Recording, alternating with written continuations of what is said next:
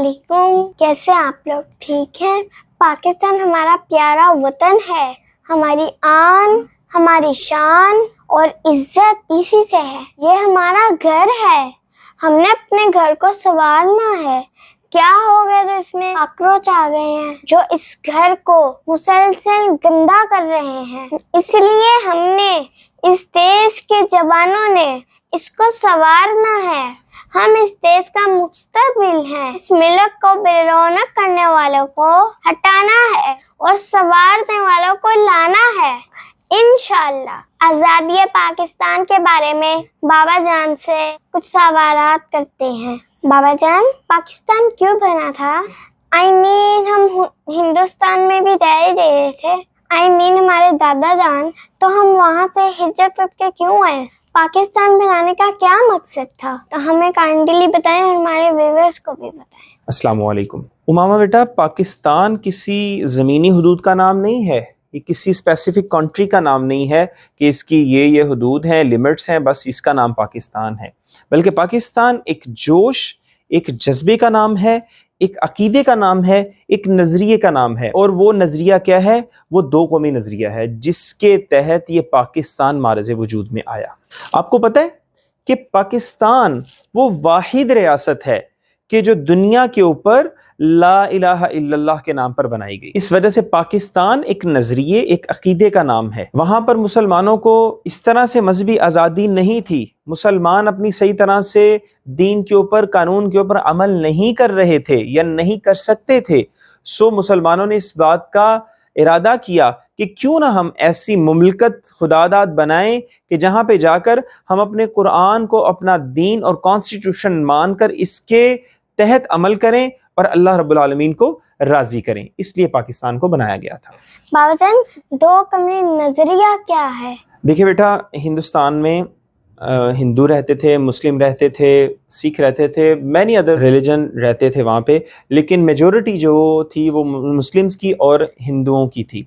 سو مسلمانوں کا رہن سہن اور ادر دین مسلمز جتنے بھی وہاں پہ کمیونٹیز تھیں، ان کا جو رہن سہن تھا، ان کی جو ثقافتیں تھیں، وہ with a little bit difference ایک دوسرے کے ساتھ ملتی تھیں، میچ کرتی تھی۔ لیکن جو مسلمان تھے، ان کے جو نظریات تھے، ان کے جو عقائد تھے، یہ بالکل الگ تھے۔ یہ صرف ایک اللہ کو ماننے والے تھے، ایک نبی کو ماننے والے تھے، اور کسی کی طرف پیروی نہیں تھے کرتے، اور ان کی ایک ہی بک تھی، ایک ہی کانسٹیٹیوشن تھا، دیٹ از قرآن۔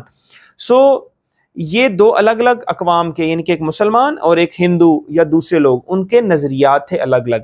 اس کو قائد اعظم رحمہ اللہ نے نام دیا دو قومی نظریے کا، کہ ہم دو قومی نظریے رکھتے ہیں، ان کا الگ ہے، ہمارا الگ ہے، رہن سہن سب کچھ الگ ہے۔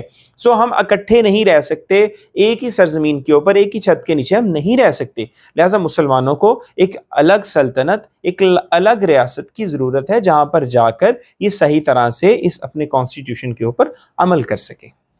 اچھا، تو بابا جان مجھے بتائیں، کیا ہم دو قومی نظریہ کے مطابق زندگی گزار رہے ہیں؟ جو باتیں آپ نے بتائی مجھے تو نہیں لگتا، کیونکہ یہاں تو حالات ہی کچھ اور ہیں۔ بیٹا، یہی تو پرابلم ہے کہ ہم نے جس نظریے کی خاطر ہمارے آباء و اجداد نے اتنی قربانیاں دیں کہ اپنے بیٹوں کو، بچوں کو ذبح کروایا، اتنا ظلم ان پہ کیا گیا نا، کیا تھا؟ صرف کہ ہم لا الہ الا اللہ کی خاطر، اس ملک کی خاطر، اس اسلام کی خاطر ہم قربانی دے رہے ہیں، تاکہ وہاں پہ ہمیں اسلام کے اکارڈنگلی خوشحال ترین ملک ہو۔ ریاست مدینہ جیسا یہ ملک ہم نے بنایا تھا، جیسے محمد رسول اللہ صلی اللہ علیہ وسلم نے ریاست مدینہ بنائی تھی، کہ ان کے ساتھ انصاف ان کو ایزیلی اویلیبل تھا، ان کو خوشحالی اویلیبل تھی، ان کو کھانا، روٹی، اسکول، ایجوکیشن، ان کو معیشت کی تنگیاں کچھ نہیں تھا وہاں پہ۔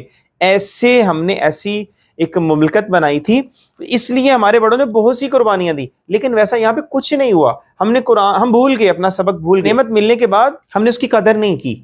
یہی تو بات ہے کہ آج کا مسلمان یہ سمجھتا نہیں، آج کا پاکستانی سمجھتے نہیں کہ پاکستان کتنی بڑی نعمت اللہ رب العالمین نے ہمیں دی ہے۔ ہمیں جسمانی طور پر اللہ رب العالمین نے پاکستان کی صورت میں آزاد کیا اس میں، تو ہمیں چاہیے ہم اس آزادی کی قدر کو جانیں، اس قرآن کو اپنا دین اور قانون مانیں، محمد صلی اللہ علیہ وسلم کی حدیث کو اپنا دن اور رات کا اوڑھنا بچھونا بنائیں، تاکہ جس لیے ہم نے یہ ملک حاصل کیا تھا اس کے اکارڈنگلی ہم اپنی لائفز کو صحیح کریں اور ویسی ہی ایک اسلامی ریاست بنائیں۔ بابا جان، ہمیں پاکستان کو سنوارنے کے لیے کیا کرنا ہوگا؟ بیٹا پاکستان کو سنوارنے کے لیے being a Muslim, being a Pakistani, being a student, ہر ایک کو اپنا فرض ادا کرنا ہوگا. ہمیں سب سے پہلے نیک نیتی کے ساتھ اس ملک سے محبت کرنی ہوگی، اس ملک کے شہروں کو، اس کے گلیوں کو، اس کی سڑکوں کو اپنا گھر ماننا ہوگا. ان کی صفائی ستھرائی، الطہور شطر الایمان، صفائی پاکیزگی ایمان کا حصہ ہے. فرسٹ آف آل ہم اپنے گھر کے اندر جاتے ہیں، ایک نیو گھر میں شفٹ ہوتے ہیں، تو فرسٹ آف آل ہم کیا کرتے ہیں؟ ہم اس گھر کی صفائی کرتے ہیں. کیا ہم ویسے سامان رکھ دیتے ہیں؟ نہیں، بلکہ ہم اس کو دھوتے ہیں، اس کی فزیکلی صفائی کرتے ہیں، اس کو پاک صاف کرتے ہیں، دین ہم اپنا سامان اس میں شفٹ کرتے ہیں. Very simple. یہ ہمارا ملک ہمارا گھر کی طرح ہے.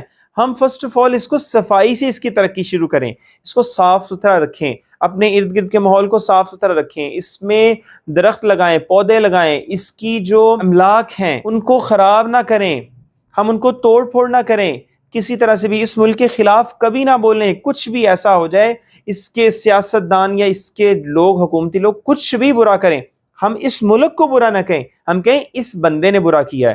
اور ہمیشہ سے پاکستان کے لیے، ترقی کے لیے ہمیشہ سے ذہن میں ایک ہی بات رکھنی ہے کہ اس ملک کو سب سے پہلے رکھنا ہے. اپنے کسی پارٹی کو جس کو ہم ووٹ دیتے ہیں، یا اپنی جماعت کو، یا اپنے بابا کو بھی ایون آگے نہیں رکھنا، بلکہ اس ملک کو آگے رکھنا ہے.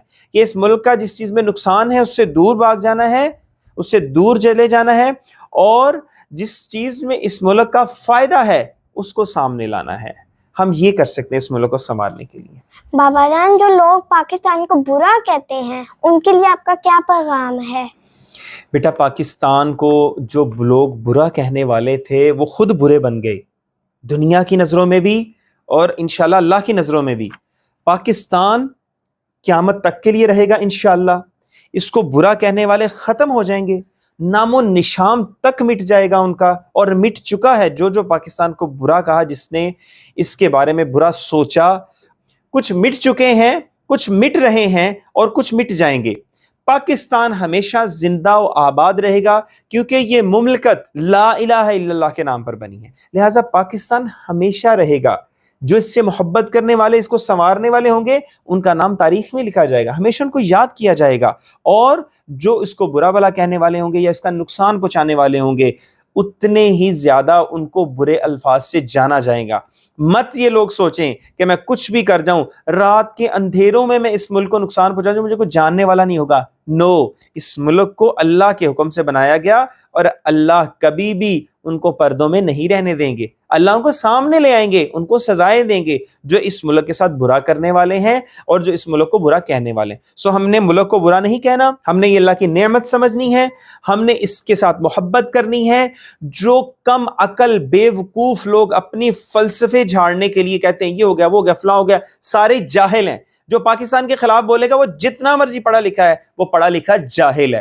آئی کنسیڈرڈ، میں اس کو جاہل سمجھتا ہوں. جو پاکستان کو اچھا کہے گا، چاہے اس کو اپنا نام بھی نہیں لکھنا تھا، ان پڑھ ہے، وہی ہمارے سر کا تاج ہے، کیونکہ وہ پاکستان کو اچھا کہہ رہا ہے. جو اپنی آزادی کو برا کہتے ہیں وہ مٹ جاتے ہیں لوگ، چاہے وہ جتنے مرضی پڑھے لکھے ہوں لوگ. اس لیے پاکستان کے ساتھ ہم نے ہمیشہ کھڑے رہنا ہے. پاکستان زندہ باد. تھینک یو بابا جان. سو ویورز، آپ نے بابا جان کی باتیں سنی کہ ہمارا ملک ہمارے لیے کتنا قیمتی ہے، ہمیں اس کی حفاظت کرنی چاہیے، اس سے محبت کرنی چاہیے، اس کو کبھی بھی برا نہیں کہنا.